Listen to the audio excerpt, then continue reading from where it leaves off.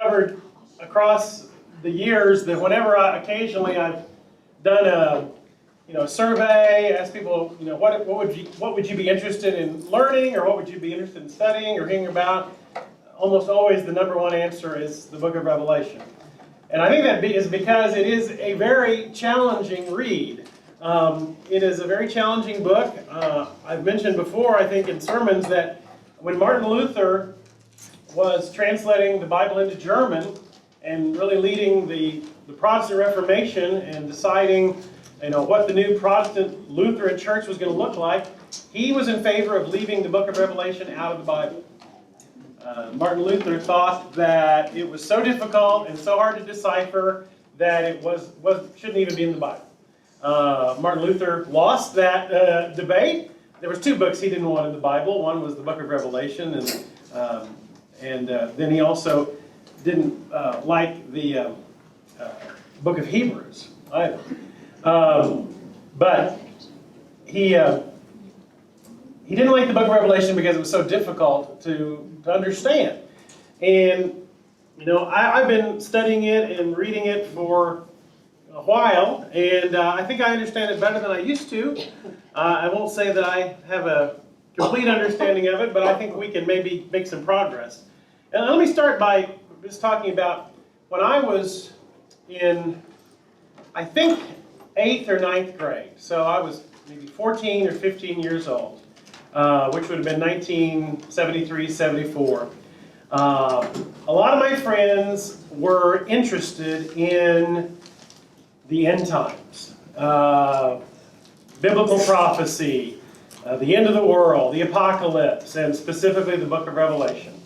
And a lot of them were excited about a book called The Late Great Planet Earth by a fellow by the name of Hal Lindsey. Any of y'all heard of that book? No. It was published in 1970, The Late Great Planet Earth by Hal Lindsey. It has sold about 30 million copies. It was an incredible bestseller in the 70s.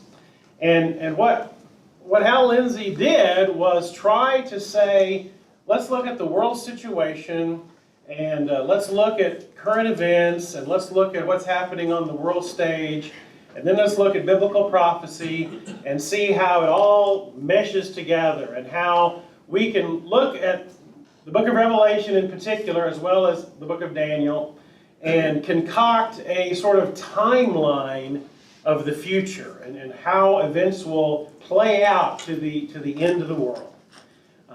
That got a lot of people interested. It got a lot of people excited. It got me excited as a teenager. And I bought that book, a little paperback, and read that book. And I was fascinated how he had all these ideas about this stands for this country, this stands for China, this stands for the Soviet Union, and these are helicopters that they were describing here, and this is credit cards. And he had all these ways that these ancient prophecies tied into the European Union and all these things. And I was fascinated by it. And I read it cover to cover, and I thought, wow, somebody has finally figured this out.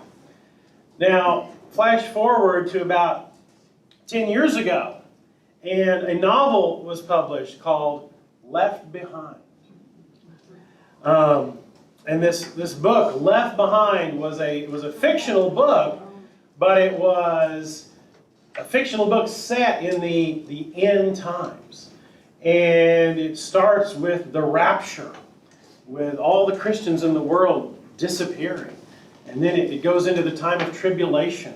And it was the first book, and there's a bunch of sequels to it, and it sold again millions and millions of copies to Christians. And a lot of people, although they knew it was a fictional book with fictional characters, they went, "Wow, this is a description of how the end of the world is going to happen, how the end times, and how the book of Revelation is going to play out in history." Now, it wasn't until I went to seminary and started really understanding theology and biblical studies and Greek and the New Testament that I found something out that was totally new information to me. And that was the way of looking at the book of Revelation that Hal Lindsey presented in The Late Great Planet Earth, and the way of looking at the book of Revelation that is the backdrop for the Left Behind books, is a way of looking at the book of Revelation that's only been around for 150 years. And frankly, it is a really bad way of looking at the book of Revelation. It is not biblical, it's not historical, it's not following the rules of biblical scholarship, it's not a sound way of interpreting the book of Revelation or biblical prophecy. I thought, well, this is the way people have always thought about the end times, or this is the way it's always been thought, and this timeline has always been around as a Christian interpretation of the end of the world. It has not. This particular way of looking at the end times that is popularized in the Late Great Planet Earth, it's popularized in the Left Behind books, and it is the main way that television evangelists talk about the end of the world. The main way that if you turn on TBN or other Christian television shows, and if the preacher is talking about the end of the world, is particularly if he's sort of in the prosperity gospel tradition, this will be the way he'll be talking about the end of the world. It is frankly not the best way to talk about it. It's not the most historical, it's not the most accurate, it's not the most biblical. It is a way of talking about the end of the world that is called dispensationalism. Has anyone ever heard that word? Dispensationalism? Dispensation takes up the whole. Yeah. Dispensationalism. Dispensationalism takes its name from an interpretation of the Bible that divides all of history into 7 different time periods called dispensations.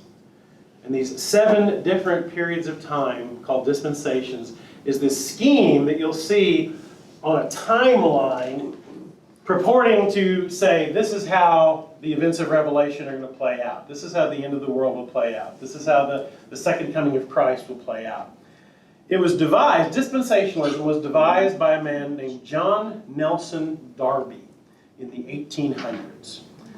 John Nelson Darby is the father of dispensationalism. And he began to promote this theory of biblical interpretation in the middle of the 1800s. His verse that he depended on is 2 Timothy 2:15, which talks about rightly dividing the word of truth. And so his idea was you divide from creation to the end of time into these different time periods called dispensations. And the thing that for most of us who are Christians who've grown up in the 20th century and the 21st century, we take for granted that certain things have always been a part of Christian doctrine, like, for example, the rapture. Well, the word rapture is nowhere in the Bible. And the idea of the rapture was not even around until the 1800s. These are all relatively new, because in the history of Christianity, it was 2,000 years. In the history of Christianity, this interpretation of the Bible is a relatively new way of looking at it, only 150 years old.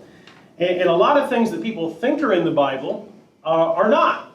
But they have been reading things like Left Behind, or they've been reading something by some of these authors, and they think, well, isn't that the way you always interpret Revelation? Well, no, it's not. Matter of fact, the way this was introduced into the United States, because Darby was a Brit, the way this was introduced into the United States was through a Bible called the Scofield Reference Bible. Has anyone ever heard of that? The Scofield Reference Bible was published in 1909, and it became the most popular Bible in America, especially among fundamentalist churches. And the Scofield Reference Bible is a Bible that has notes in the margins of the Bible that are based upon the theories of Darby, of dispensationalism. And so as fundamentalist churches began to recommend the Scofield Reference Bible as a great Bible, people bought that Bible, they read the notes in the margins that were based on this theory of dispensationalism from Darby, and they began to believe this was the correct way to interpret Revelation and the end times. Now, why was it embraced so adamantly by the fundamentalist movement in the United States? Well, if you remember, or you won't remember, but remember from reading, not from personal experience. I don't remember this. But do you remember, for example, do you remember the movie and the play Inherit the Wind? Okay. You know what I'm talking about? Inherit the Wind is a play and a movie based upon the Scopes monkey trial. You know what I'm talking about when I talk about the Scopes monkey trial. Scopes monkey trial in the 1920s was when a high school science teacher in the South, in the American South, began to talk about evolution in high school science class. And many felt like evolution was inappropriate to be taught in the schools because they said it contradicted the book of Genesis. This led to him being arrested for teaching evolution and a trial, a famous trial. His name was Scopes.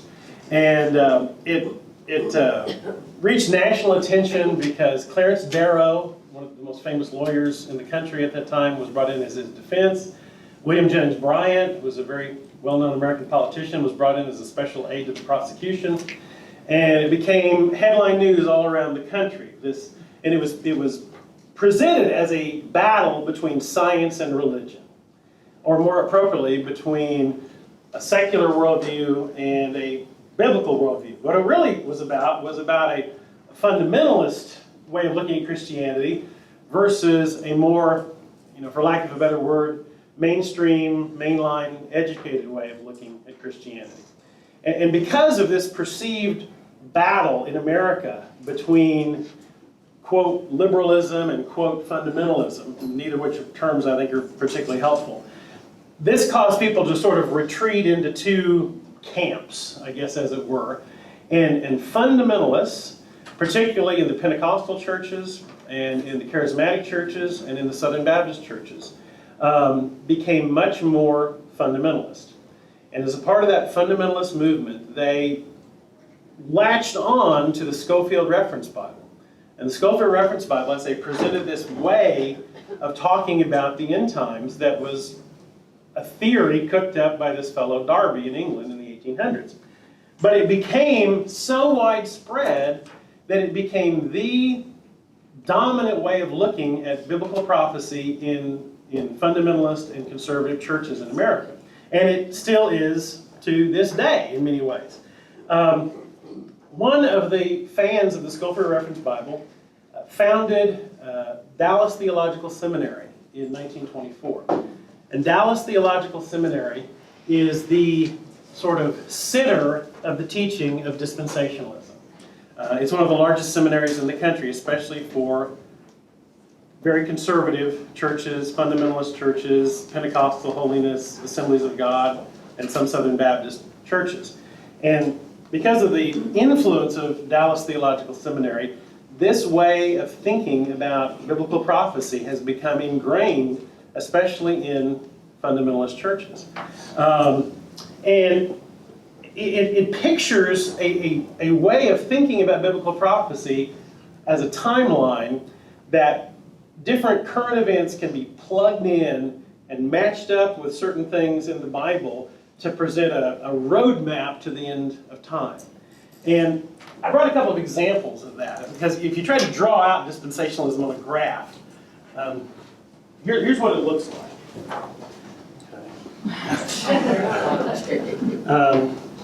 And this is I didn't make enough of these for everybody, but you can pass some of these around and look at it. This is a dispensationalist graph of how to understand the end times.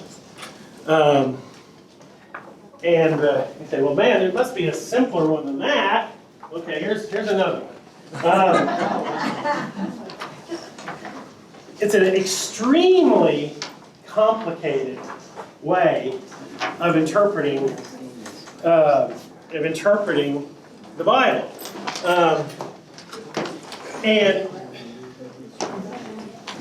this is often the reason why when people say they find the book of Revelation intimidating is they look at a chart like this, or they hear a preacher talking about Revelation, making all these references to all these different dispensations and eras, and references all over the place about Daniel's horn and the seven trumpets and things that just seem like they're speaking a foreign language. And so, like, I don't know if there's, I'll try not to name them by name, but there's one particular television evangelist that I don't care for, and he preaches behind the pulpit, and behind him in his church is one of these charts, just like this, a giant graph of the end times that's up behind him in the pulpit. And almost every sermon he preaches is about Revelation and about the end of the world and the return of Christ.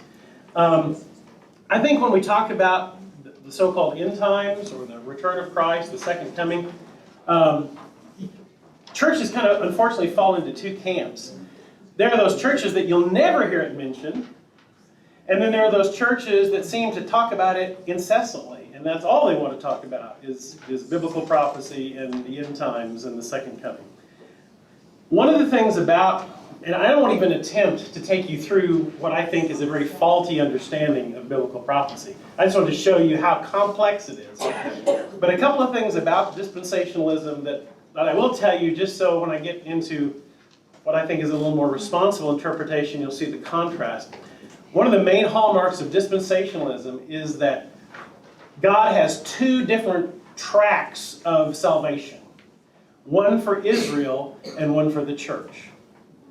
Dispensationalists believe that God has one plan of salvation for Israel and a different plan of salvation for the church. And they actually refer to the church as a parenthesis that's in the middle of God's plan for his chosen people, Israel. And dispensationalists also believe that the current nation of Israel, the nation of Israel that was founded in 1948, following the Second World War and the United Nations Charter that gave part of Palestine to the Zionists, dispensationalists believe that the modern state of Israel is the biblical Israel, is the fulfillment of biblical prophecy. That the current secular nation of Israel is the same as the biblical Israel that the Bible talks about. Therefore, they believe that the founding of Israel in 1948 was the beginning of the end times. That's why if you read Hal Lindsey's book that was published in 1970, he said that Christ will return within one generation of the founding of Israel. A generation is 40 years. That's why, guess what? In 1988, which was 40 years after the founding of the nation of Israel, in 1988 there was fervor that Christ was coming back. That was the year. There was a book published in 1986 or 7 called 88 Reasons Why Jesus Will Return in 1988. Because the whole scheme was based upon Jesus returning after the reestablishment of Israel as a nation in 1948. And so all these fundamentalists were thinking 1988 is the latest that Christ will return. And that's what Hal Lindsey said. He says it'll happen in the 80s. Didn't happen in the 80s. And that book, 88 Reasons Why Jesus Will Return in 1988, went on sale on January 1 of 1989. In fact, Hal Lindsey is still around. And Hal Lindsey has written about 20 books since he wrote Late Great Planet Earth. None of them have sold as many copies, but he's written about 20 books since, and in his first book, he quotes how anyone who is a prophet who is wrong in his prophecy is a false prophet and should be stoned and all that. Well, you go back and read the original edition of Late Great Planet Earth, and he says things like, the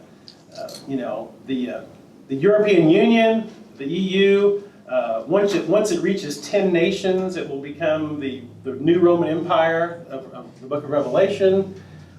He says that the Antichrist will come out of the Soviet Union and the communist bloc. He says all kinds of things that now, historically, are not. The European Union is now 28 countries. He says a lot of things that have been disproven, or they're no longer relevant, but he just keeps writing a new book, and he shifts it from this country to that country, and he continues to make a lot of money doing that. The thing where this impacts something other than churches is people who buy into this dispensationalist theology believe that America's support for the nation of Israel is unwavering, no matter what Israel does, right or wrong. And there are some politicians who they don't want to hear about Israel doing anything to the Palestinians. They don't want to hear about Israel doing anything to the Palestinian Christians. They just believe that unconditional support for the nation of Israel is mandatory. Now, I've been to Israel. I believe we should support Israel as an ally. But the modern nation of Israel is a secular country with secular laws. It is not a religious country, believe it or not. Most of the Jews in Israel are not religious. Most of the Jews in Israel are secular. And to believe that it is the fulfillment of biblical prophecy, I don't think there's any basis for that. But you'll see some politicians basically saying Israel right or wrong. You'll see some churches that at the front of the church will have the American flag and the Israeli flag at the front of the church because of this way of interpreting the book of Revelation. Now, again, people who have never read, Late Great Planet Earth have maybe read Left Behind, or they've seen the movie, or they've actually made 2 movies out of it, out of Left Behind. The second one, believe it or not, with, what's his name? Nicholas Cage. Nicholas Cage, yeah. I mean, I haven't seen either of the movie versions, but this is seeped into a certain conservative fundamentalist way of thinking about biblical prophecy. I don't believe it's the right way to interpret this book. I'll admit I'm more influenced by a little more scholarly approach. The book that I've used before and the book that I'll talk about here is by a very respected New Testament scholar, Bruce Metzger's Breaking the Code. Dr. Metzger was for many, many years a professor of New Testament at Princeton. He was the general editor of the New Revised Standard Edition of the Bible. I mean, he knows his stuff. And I believe the way he approaches Revelation is a much more responsible and biblical and historical way. Because remember, this way that we find on the TV waves has only been around for 150 years. So having kind of said, let's not look at it like Left Behind. Let's not look at it like Late Great Planet Earth. How can we look at it? How can we look at biblical prophecy? How can we look at the book of Revelation? One of the first things I always like to remind, especially when approaching a book like Revelation, is the Bible is a book made up of 66 books. Now, I believe the Bible has an incredible unity to it from Genesis to Revelation, or I used to say from Genesis to maps. So I believe there is incredible unity in the Bible, but the 66 books of the Bible are different kinds of literature. You can't read them all the same. When you read the book of Psalms, you're reading a psalm. That's what psalm means. It means song. So the Psalms are a songbook, and that's the way you have to understand the Psalms. They're songs. When you read the book of Leviticus, you're reading a law book. It's a list of laws and ordinances. When you read the book of Romans, you're reading Paul making a theological argument about the identity of Christ and about how salvation works. You're reading theology when you read the book of Romans. So you approach Psalms more with your imagination. You're singing. You approach Leviticus with your will. You're reading a law book. You approach Romans with your intellect. You're reading a theological argument. You have to approach Revelation with your imagination. Because Revelation is a book that uses symbolic language and imagery to talk about what was happening to the church in the first century. And that uses this specific kind of literature that is called apocalyptic literature. Again, another, apocalyptic literature. It's a certain kind of literature. What word is related to that? Apocalypse. The word apocalypse, a lot of people think, it means like, stuff blowing up, like apocalypse now. The word apocalypse means unveiling, okay, or revealing. That's what the word apocalypse means. So it's a book, it's a kind of literature that is specific to Jewish writers of a certain period that wrote using symbols and imagery to communicate truths. Now, Revelation is not the only book that uses symbolic imagery to talk about a truth. Remember, if you have your Bible, go back to Ezekiel for a minute. One of the best known things in the Bible where symbolic imagery is used. Ezekiel 37. Gotta find Ezekiel, right?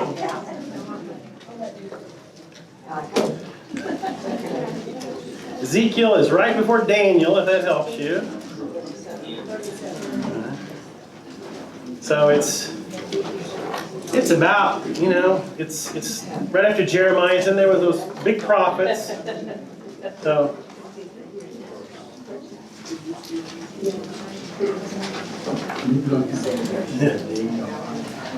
look at Ezekiel 37, the beginning of Ezekiel 37. There Ezekiel says, verse 1, "The hand of the Lord was upon me, and he brought me out by the Spirit of the Lord and set me in the middle of a valley. It was full of bones.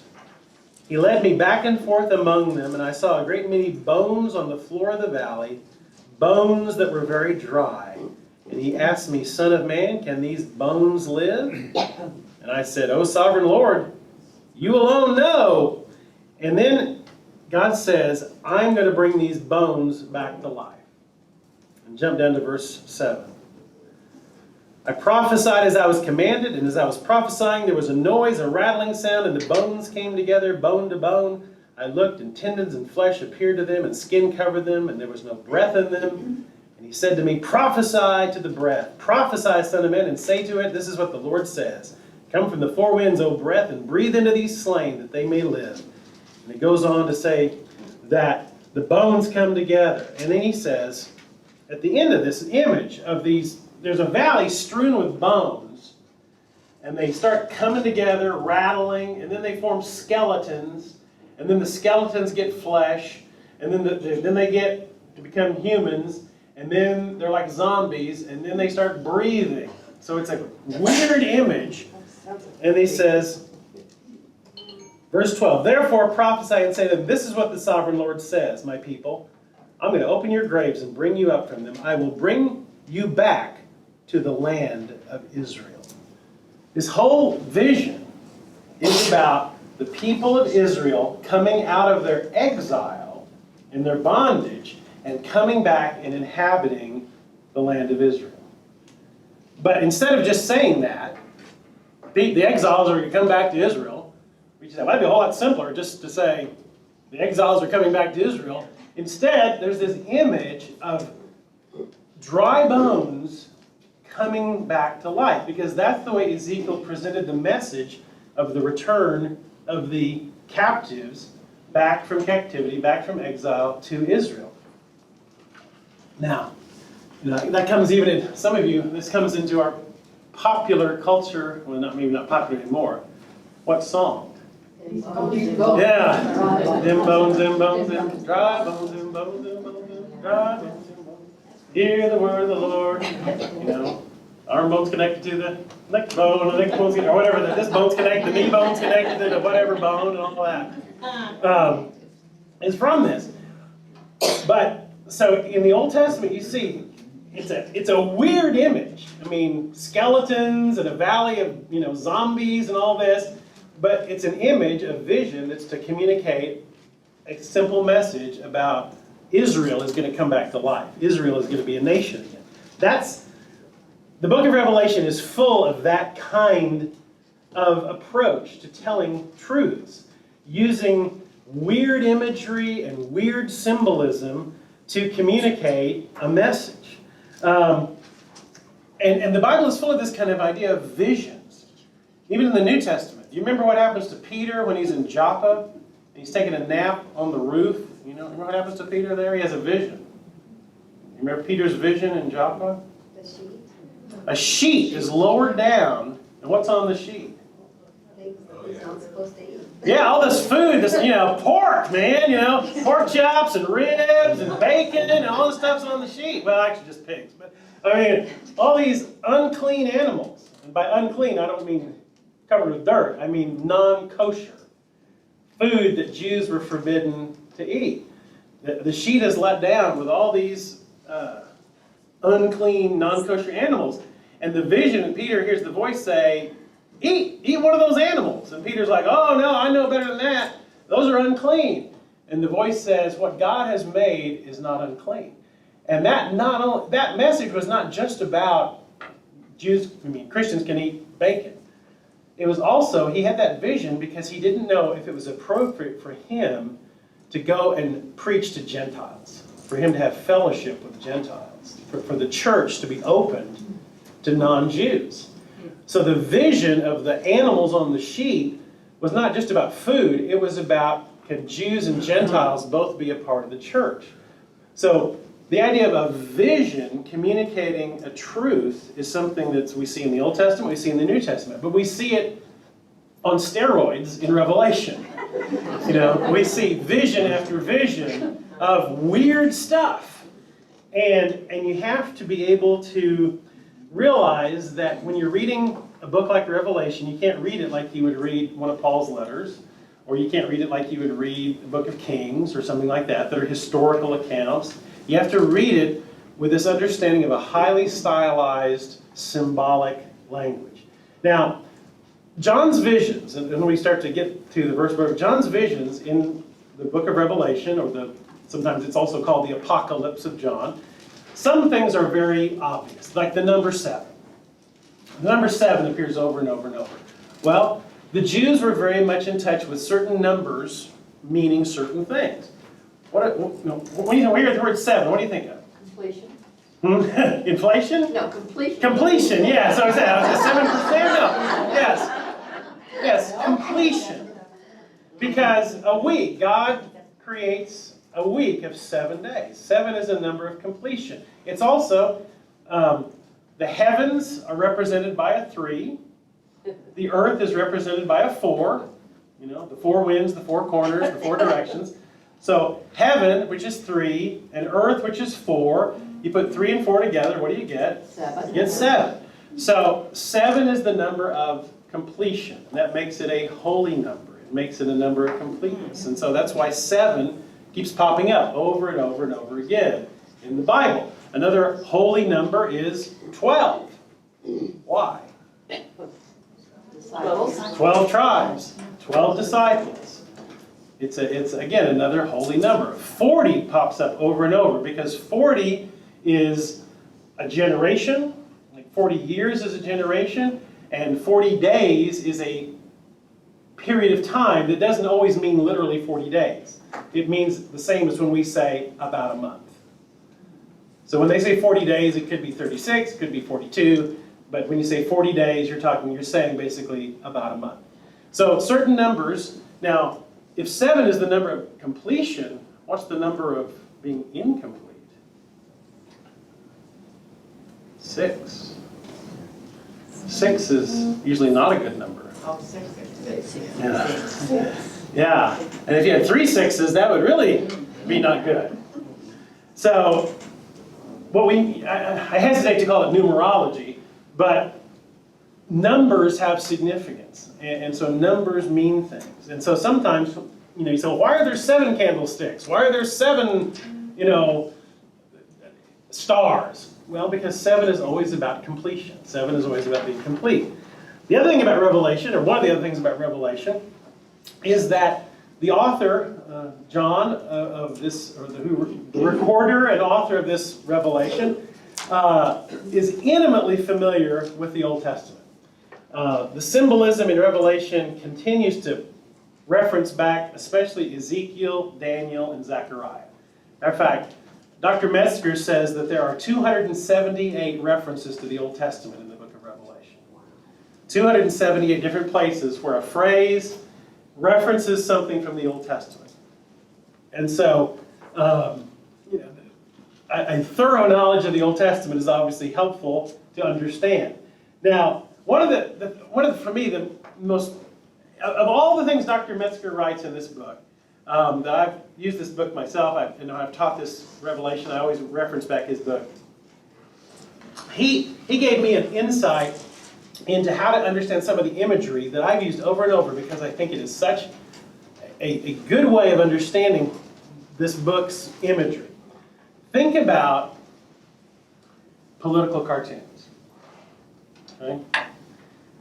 You open a newspaper, and there's a picture of a donkey and an elephant having a tug of war. There's a picture of a donkey and an elephant having a tug of war.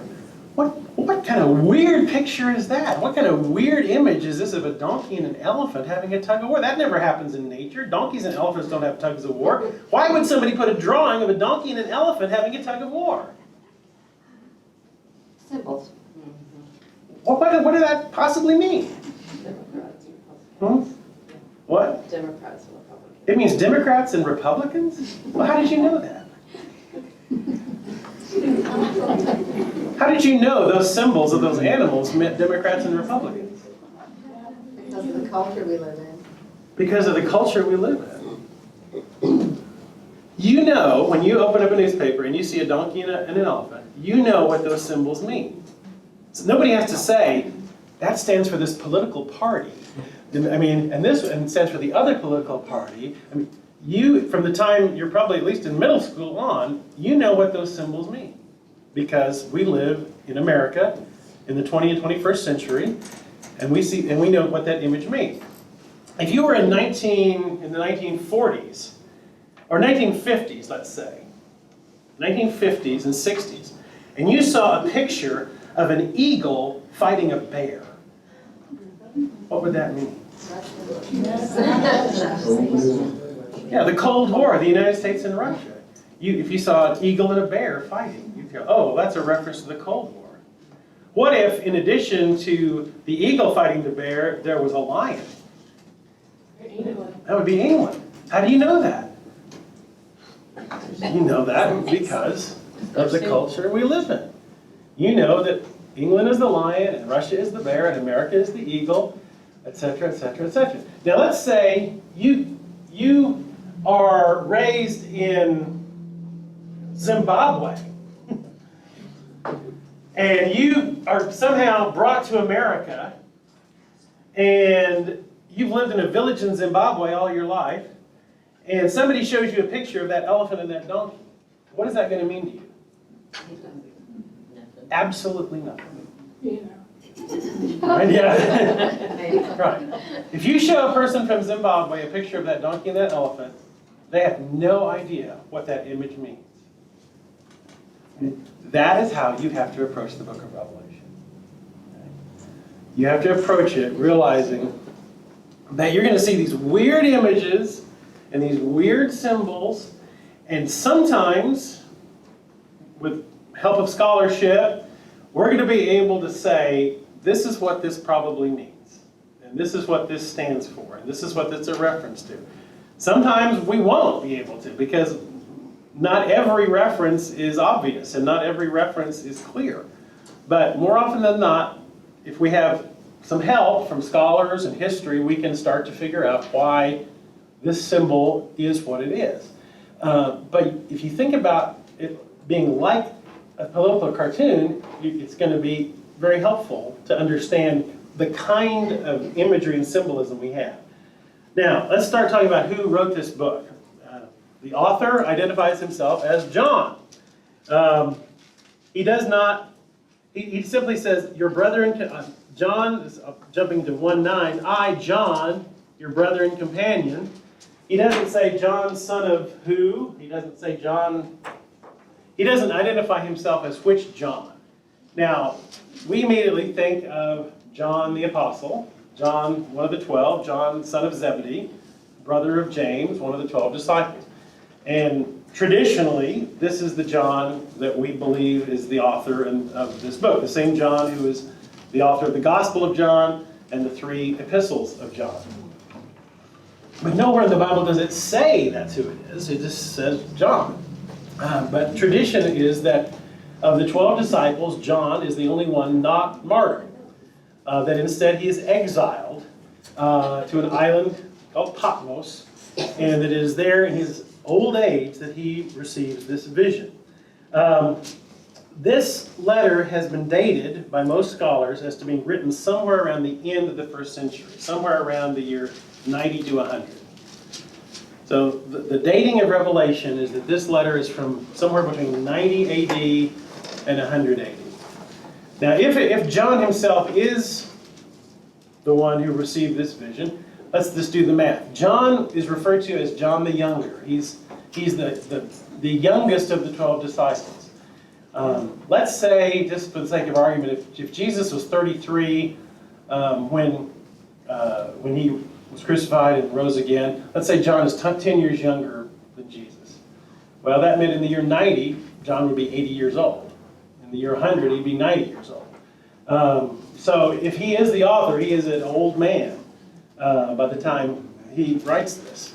They live to be older. Yeah, too. Well, by the 1st century, to live to that age would be not terribly common. Now we have, back in the early days of the Old Testament, we have some people who lived a really long time, like Methuselah and some of those guys. But in the more New Testament times, to live, well, 140 years. to live, past about 50 was a pretty good thing in those days. So, in some ways, we know that John, the author, is a church leader. If it is that John, that's fine. If it's not that John, we know it's one of the church leaders from the 1st century. That is not as important as us understanding the message. If it was written somewhere around the year 90 to 100, it was written during the reign of the Emperor Domitian. And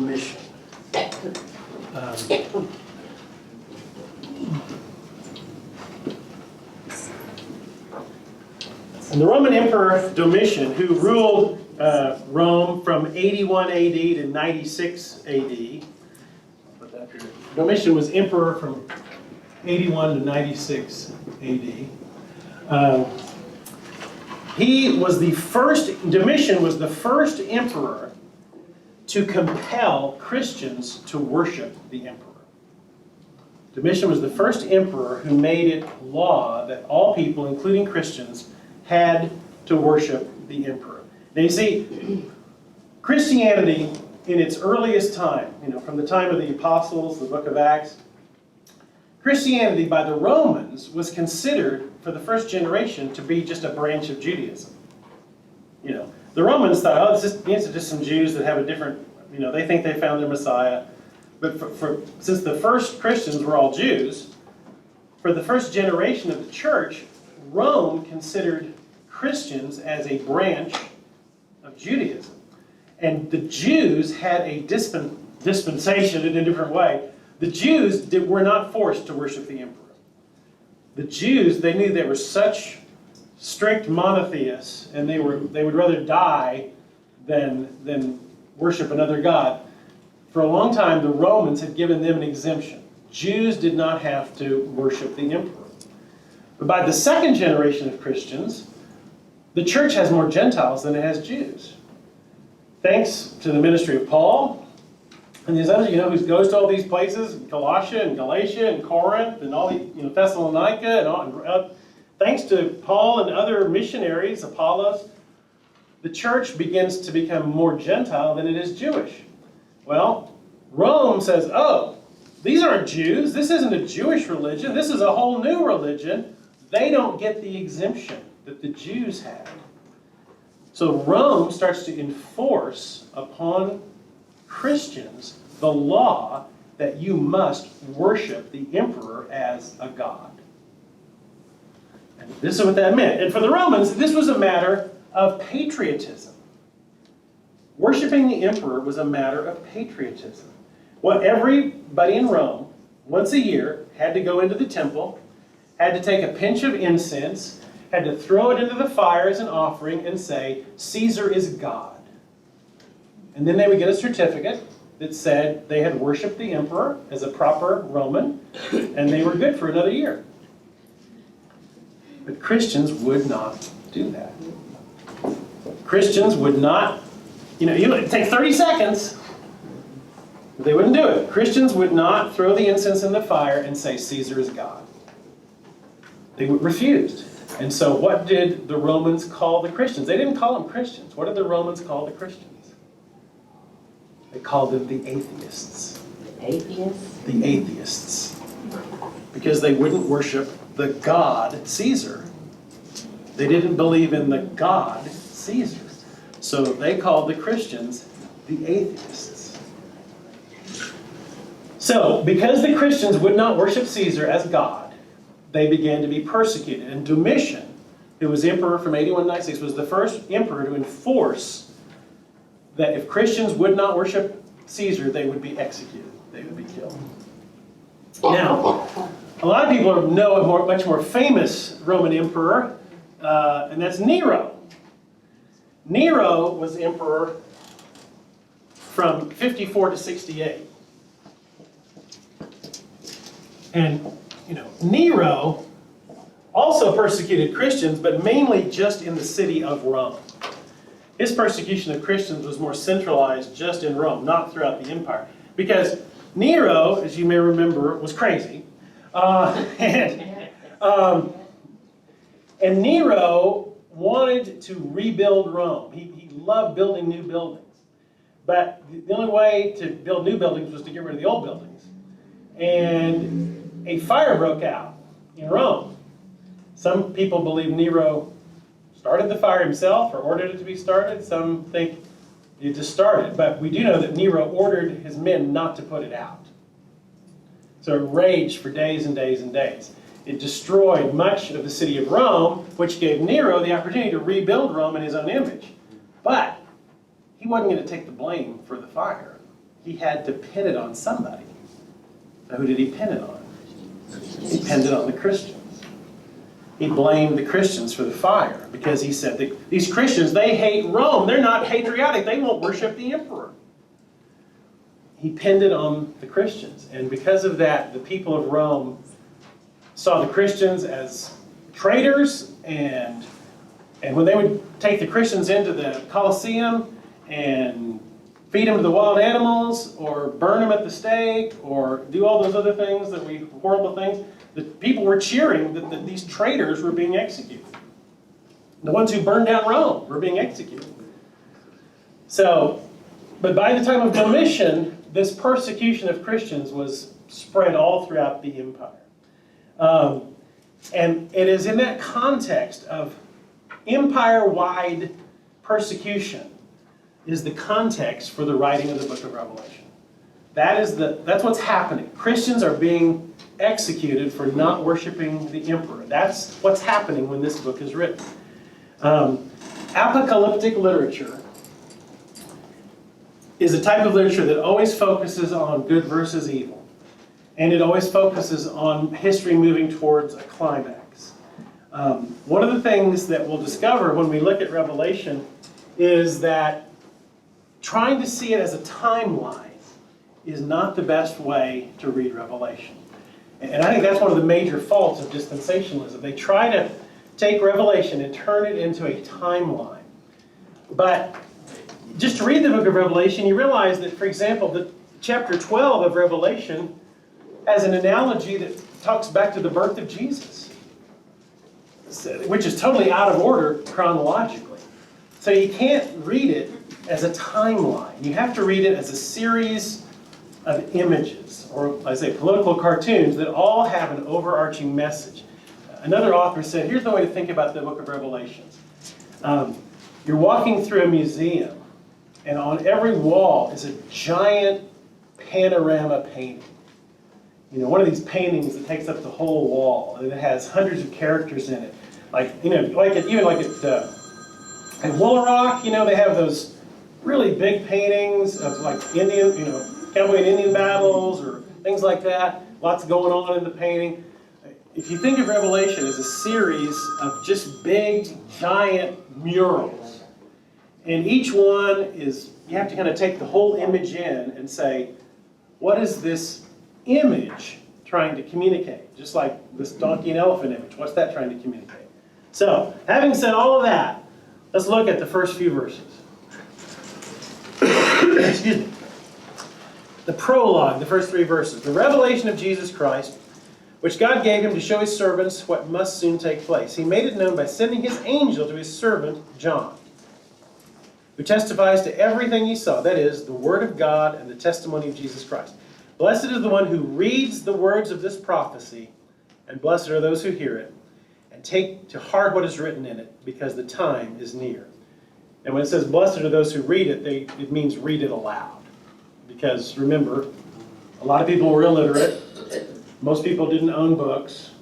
And this is a letter that is passed around. As we're going to see, this is a letter that is a circular letter, which means it's a letter that was sent to 7 churches. Sent to the first church, they make a copy of it, send it to the second church. They make a copy of it, send it to the third church. They make a copy of it, send it to the 4th church. So it's a circular letter. But each of these 7 churches that are addressed here probably only hold on to 1 copy of it. So that means it says, blessed are those who read it, blessed are those who read it aloud, and blessed are those who listen to it. Okay? And we get into this greeting at the beginning. It says, to the 7 churches in the province of Asia. Now, when we hear the word Asia, what do we think? Yeah, when we hear the word Asia, we think, China, Japan. That's what we. This is the Greek. This is the Roman province of Asia, which we would not call Asia today because it's all part of Turkey.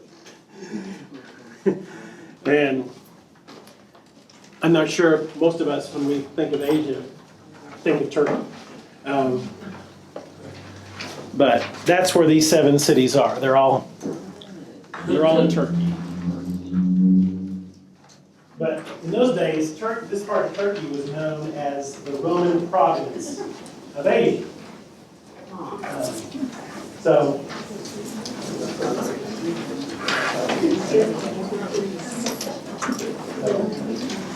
you see,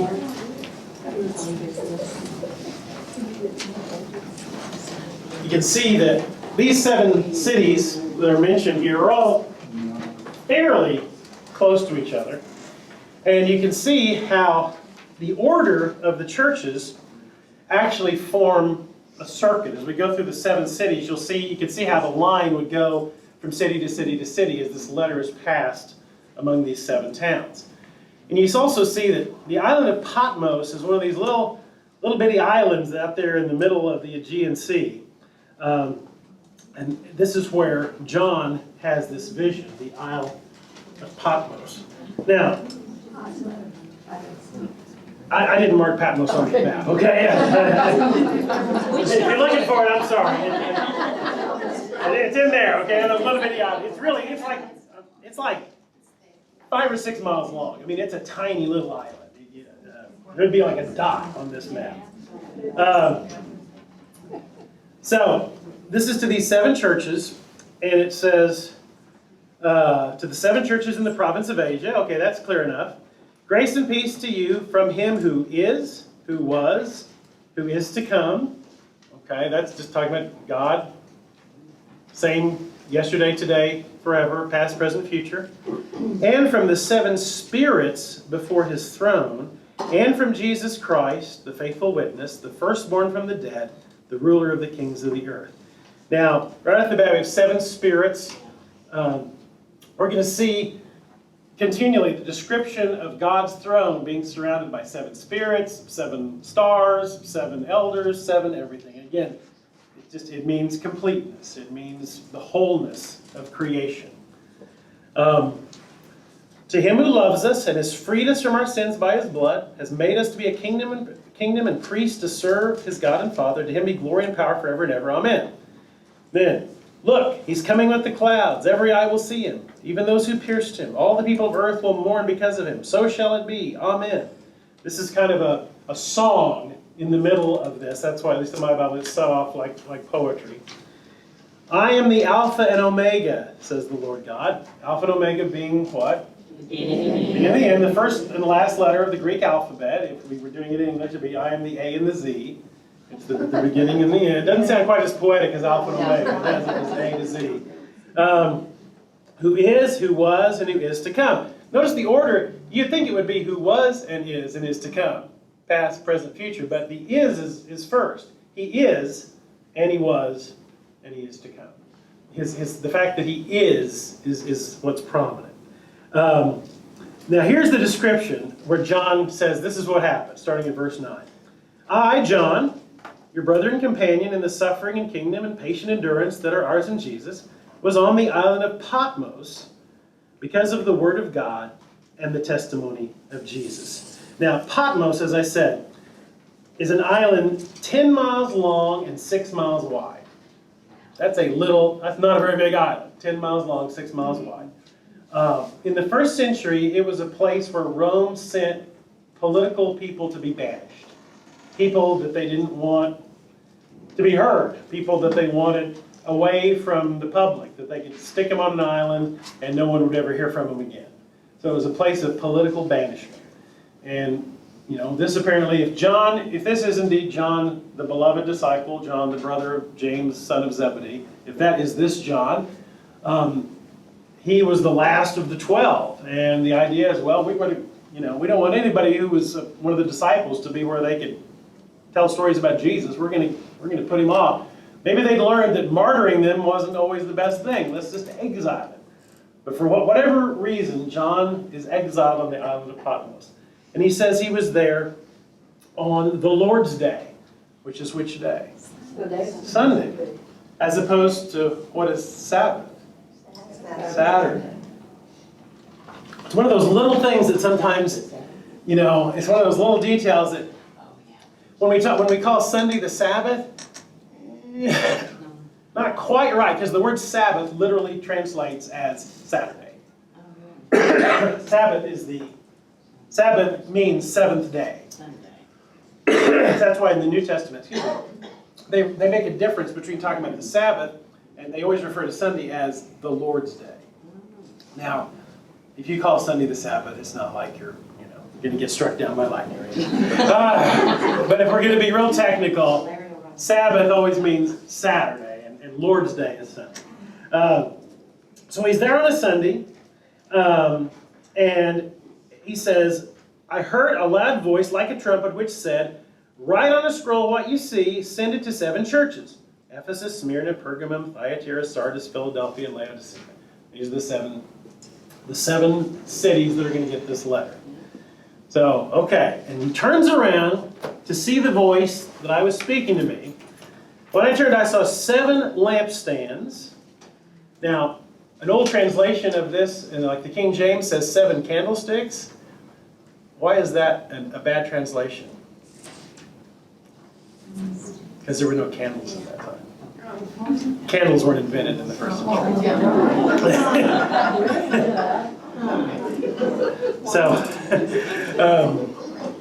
So you can't translate it as candlesticks because there weren't any candles. That's more from the Middle Ages by the time they have candles. So lampstands, these are like lamps. And again, 7 is always completeness. Among the lampstands was someone like the Son of Man. And that phrase, Son of Man, which of course is the way that Jesus always referred to himself, but it also is a phrase that comes out of Daniel. Daniel 7:13 talks about the Son of Man. Dressed in a robe reaching down to his feet with a golden sash around his chest. His head and hair were white as wool, as white as snow. His eyes were like blazing fire. His feet were like bronze glowing in a furnace. His voice was like the sound of rushing waters. In his right hand he held 7 stars. Out of his mouth came a sharp double-edged sword. His face was like the sun shining in all of its brilliance. that the way you picture Jesus? No. You know, is that how, if you were painting a painting of Jesus, is that how you would paint him? Now here's what Dr. Metzger, when he's talking about this description, is he says a phrase that when I first read this phrase, I thought, I'm not sure I liked it, but the more I heard him say it, the more I liked it. He says, you read this description of Jesus, and he says, it doesn't mean what it says, it means what it means. He says, it doesn't mean what it says, it means what it means. So, for example, do you picture Jesus as having snow white hair? Yeah. Well, yeah, I don't think most of us picture it. And he died at age 33, so, you know, we don't think he's prematurely aged and has white hair by the time he's 33. Why would he be described as having white hair? It's pure. White is purity. It's a halo, right. A glow. Yeah, and also, white hair was a symbol of authority and age. Elders are respected. I mean, the white hair is a show of the elder, the one who has the wisdom. Okay? A robe with a golden sash. Who would dress like that? A king. That's the way a king would dress, with a golden sash. Okay. What about eyes? You picture Jesus with red eyes, you know? It'd be kind of scary, wouldn't it, if Jesus had red eyes, like fire? What would that mean? Well, have you ever had somebody who their gaze was like a penetrating gaze? I mean, like they could see right through you or right into your heart, a gaze that was so powerful that they could just tell if you were lying, tell if you were telling the truth. It's the idea of these eyes that can see and that are piercing eyes. And a voice that sounds like, you know, the waves. You know, does Jesus talk like the waves? Well, maybe so if he's got a sword in his mouth. Because it says he's there and he's got a sword in his mouth. So how can he talk if he's got a sword in his mouth? Does he literally have a sword in his mouth? No. No. He's not literally having a sword in his mouth. It's trying to say that his words are, again, powerful. You know, his words are able to cut between truth and lies. So this description of Jesus is not meant to be a painting of Jesus, that he has white hair and red eyes, and he walks around with a sword in his mouth. That's why Dr. Metzger says it doesn't mean what it says, it means what it means.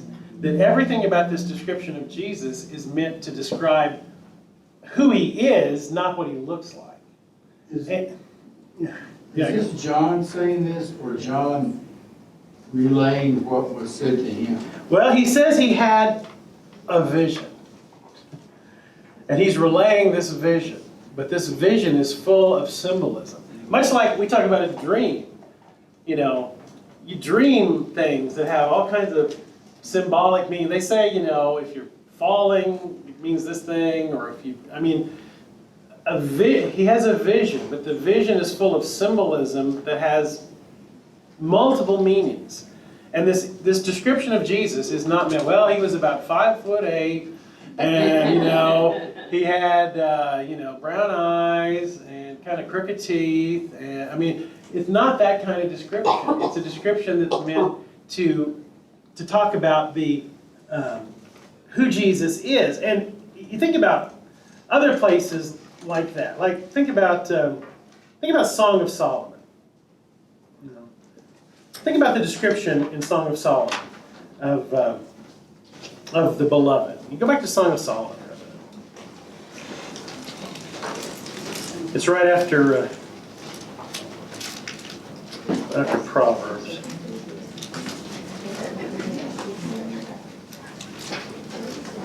No, it's not. It's right after Ecclesiastes. No.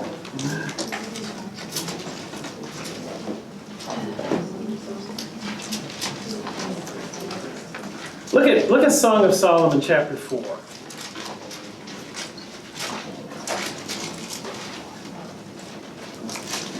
Song of Solomon, or sometimes called Song of Songs. You know, this Song of Songs or Song of Solomon is a love song between a young woman and a young man.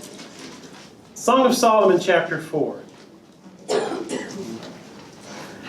How beautiful you are, my darling. Oh, how beautiful. Your eyes behind your veil are doves. Your hair is like a flock of goats descending from Mount Gilead.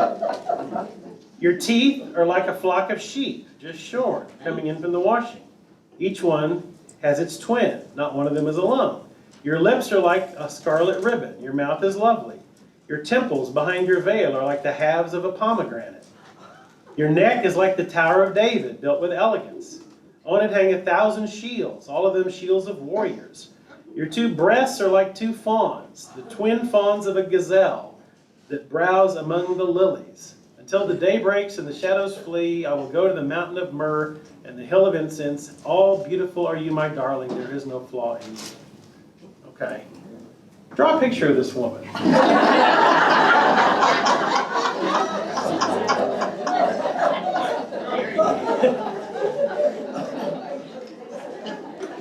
mean, your hair is like a flock of goats. I mean, you know, and A little wild and woolly.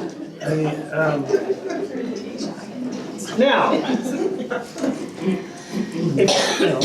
it's in the Bible, right? Yes. And every word of the Bible is to be taken literally, right? No. No. This is one of the prime examples of where you don't take the Bible literally. Her hair is not like this is a poetic description that he's trying to compliment this woman, but she doesn't literally look like this. You know, it's poetry. Well, Jesus doesn't literally have a sword in his mouth. He literally doesn't have red eyes like Superman using his heat vision. You know, it's every description of Jesus is about his power and his identity, not his physical appearance. And that gives us a clue right in that everything in this book you can't take with a kind of what Dr. Metzger calls wooden literalism. You know, to say, well, I guess Jesus has white hair now. No. So, this is a description about Jesus' power and authority and place as a king. When I saw him, I fell at his feet as though dead. He placed his right hand on me and said, wait, a sword in his mouth, right? No, he couldn't say any of this with a sword in his mouth. Don't be afraid. I am the first and the last. I am the living one. I was dead. Behold, I am alive forevermore. I hold the keys of death and Hades. Write, therefore, what you have seen, what is now, and what will take place later. The mystery of the 7 stars that you saw in my right hand and the 7 golden lampstands is this. Oh, he's going to tell us what they mean. The 7 stars are the angels of the 7 churches, and the 7 lampstands are the 7 churches. Okay? So he's going to give us one for free here. Here's what this means, okay? Like on the test, I'll give you the first one for free. The lampstands are the 7 churches, and the stars are the 7 angels of the 7 churches. And remember the word angelos, which is the word that's translated, the Greek word angelos is what's translated angel. The word angelos can mean a supernatural being, or it can simply mean messenger. The word angelos means messenger. So, we're talking about a supernatural being over each church. Are we talking simply about the messengers who bring this letter to the church? Well, probably, just given the way that angels are talked about throughout the book, probably the angelic host, but possibly the other meaning. But then we get into the meat, I guess, as it were, of the first letter of the letters to the 7 churches. And oh, by the way, I mentioned Song of Solomon, and he says, this is what's going to take place, this is what is taking place, and what's going to take place. So that tells us that, this book is about both the present and the future. And again, a lot of the book of Revelation is about what's happening then. The mistake too many people make is trying to say, this is all about the future. Well, some of it is about the future, but a lot of it is about what was happening in the first century to the church right then, except it's being talked about in symbolic ways. And deciding which parts of this are addressing what's happening right then, and which parts of it are referring to something that is going to happen or may happen down the road is part of the challenge of the book. But we start with these 7 letters to 7 churches, and each, they have a format. They all start with a greeting, like, this is the words of, and it goes back to the description of Jesus. Then it has a word to that specific church. The first church is Ephesus. Now, that's more familiar to us than some of the other churches, because why? Ephesians. Right, we know something about Ephesus for several reasons. One, because there's a letter to the Ephesians, and because the book of Acts talks about Paul's time in Ephesus. So Ephesus is a city that is more familiar to us than, say, Thyatira or Laodicea. We're not as familiar with those cities. What do we know about Ephesus? Well, Ephesus, by the end of the first century, had a population of about 250,000 people. About 250,000 people lived in Ephesus. It was a wealthy and prosperous city. And Ephesus was the home of one of the 7 wonders of the ancient world. Do you know what it was? Hanging Gardens? No, that's in Babylon, the Hanging Gardens of Babylon.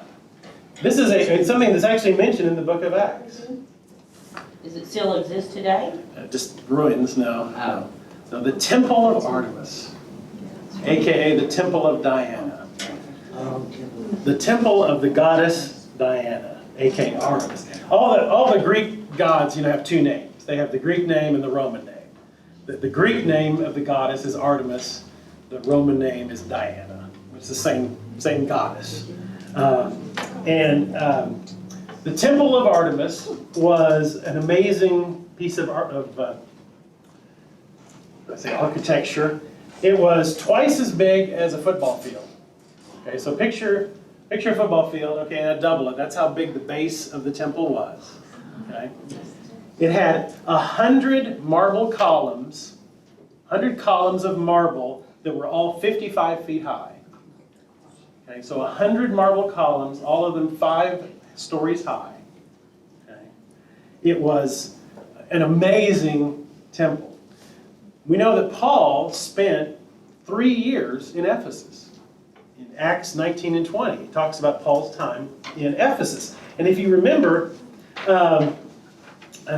this was a place where St. Paul spent quite a bit of his time. Matter of fact, let's go back to Acts 19 and 20 for a minute to see what was happening there in Paul's time. 19. Paul in chapters 19 and 20. Now, remember, look at Acts 19:23. Okay, Acts 19:23. Okay. Matter of fact, actually, if you go back to back to Acts 19:23, it says, about that time, this is Paul in Ephesus, about that time there arose a great disturbance about the way, capital W, the way is Christianity. A silversmith named Demetrius, who made silver shrines of Artemis, brought in no little business for the craftsmen. What does that mean? Okay. What did he make? He made little silver replicas of the temple. Because tourism is not a modern phenomenon. People would go to Ephesus to see this incredibly magnificent temple. Twice as big as a football field with marble column. I mean, this amazing thing. They would go into the Temple of Artemis while they're going back to, wherever Podunkville, and they want to take a souvenir. So what could they buy? They could buy little replicas of the Temple of Artemis made out of silver. It's like when you go to New York City, what can you buy? A little Statue of Liberty, right? Yeah. So just in the same way people go to New York and bring home a little Statue of Liberty, well, people would go to Ephesus and they would bring home little replicas of the Temple of Artemis. And so this silversmith that's how he made a living. He made a living selling little silver replicas of the temple to tourists. And he says he called together the craftsmen. He called the other silversmiths together, along with the workmen in related trades, like the guys who worked in other mediums, wood carvers, etc. Men, we receive a good income from this business. You see and hear how this fellow Paul has convinced and led astray large numbers of people here at Ephesus and in practically the whole province of Asia. Remember, this is the territory we're talking about, the province of Asia. He says that man-made gods are no gods at all. There's danger not only that our trade will lose its good name, but also that the temple of the great goddess Artemis will be discredited, and the goddess herself, who's worshipped throughout the province of Asia and the world, will be robbed of her majesty. When they heard this, they were furious and began shouting, "Great is Artemis of the Ephesians!"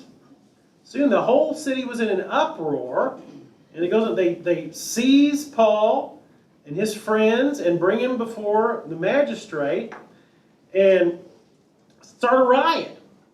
Down to verse 32. The assembly was in confusion. Some were shouting one thing, some another. Most people didn't even know why they were there. That sounds familiar.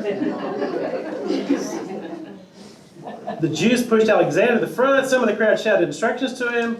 He motioned for silence to make a defense. When they realized he was a Jew, they all shouted in unison for about 2 hours, "Great is Artemis of the Ephesians." 2 hours. Great is Artemis of the Ephesians. Great is Artemis of the Ephesians. 2 hours of that. So this is what Ephesus is known for, okay? Being the home of the Temple of Artemis. Paul was there in the 60s. Not the 1960s, the 66, the original 60s. So this letter is about 30 years later, okay? Revelation, this letter is about 30 years after when Paul was there. And notice what the word is here to what Jesus says to the Ephesians. 30 years after Paul's time there. He says, "These are the words of him who holds the 7 stars in his right hand and walks among the 7 golden lampstands. I know your deeds, your hard work and your perseverance. I know you can't tolerate wicked men. You've tested those who claim to be apostles but are not, have found them false. You've persevered and have endured hardships for my name and have not grown weary." That's all good stuff. Okay, they're doing good in Ephesus, the church that Paul built there. "Yet," verse 4, "I hold this against you. You have forsaken your first love." You have forsaken your first love. "Remember the height from which you have fallen. Repent and do the things you did at first. If you do not repent, I'll come to you and remove your lampstand from its place. But you have this in your favor. You hate the practice of the Nicolaitans, which I also hate." So, here's this church that has been around for about 30 years, that Paul was deeply involved in starting and establishing. He says, you work hard, you persevere, you don't tolerate wicked people, you test people to see if they're really apostles or not, you've endured hardships, you're doing good stuff, but the love you have for Christ is not as strong as it was at first. You've lost that love and feeling. Ooh, that love and feeling. It's gone, gone, gone. Wow.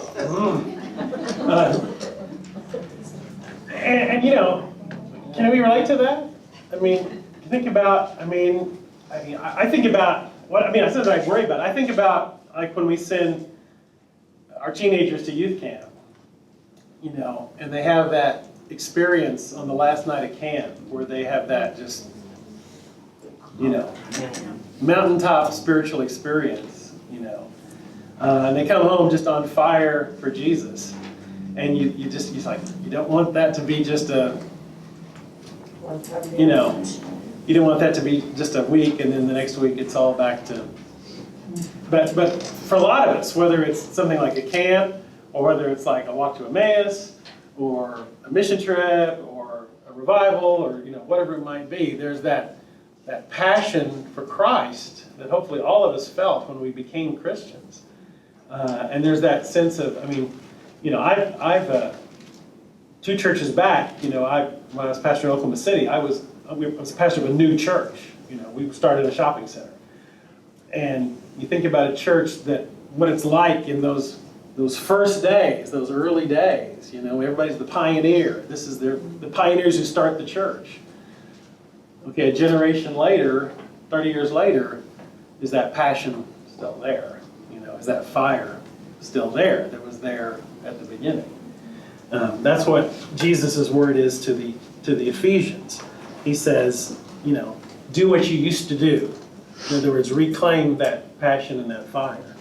Then he says, he who has an ear, let him hear what the Spirit says to the churches. To him who overcomes, I'll give the right to eat from the tree of life, which is in the paradise of God.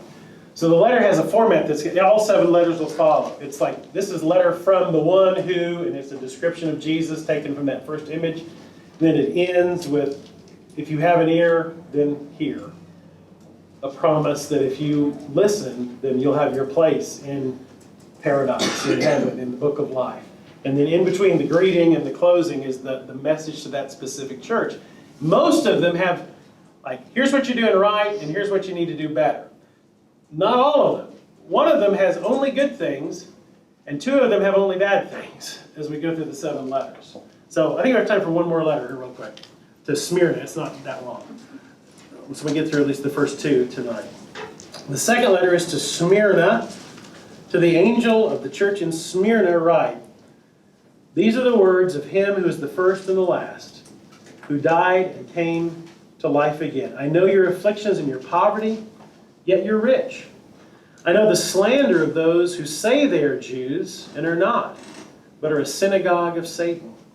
Do not be afraid of what you're about to suffer. I tell you, the devil will put some of you in prison to test you, and you'll suffer persecution for 10 days. Be faithful, even to the point of death, and I'll give you the crown of life. He who has an ear, let him hear what the Spirit says to the churches. He who overcomes will not be hurt at all by the second death. There may be more there to unpack than we can unpack in 5 minutes, but let me start at least. Smyrna is a large commercial center. It was known for being a very Roman town, very extremely loyal to the Roman Empire. It was probably, they say about 300 BC that in Smyrna was the first temple built to the goddess Roma, where Rome gets its name. About 70 BC, in Smyrna, they built a temple to Caesar. In other words, a temple to the emperor, where the emperor could be worshipped. And there's only 2 of these, in 2 of these letters, there is only praise. This is one of the 2. Notice there's no, here's what you're doing wrong. It's only, here's what you're doing right to the people of Smyrna. Philadelphia is the other one that is only positive. But he warns them, even though there's nothing they're doing wrong, he just tells them they are going to suffer persecution. And notice he singles out the fact that they are going to be persecuted by the Jews, which is why he refers to the synagogue of Satan. Now, that sounds, because remember, John himself is Jewish, so we can't say it's anti-Semitism. He's Jewish too.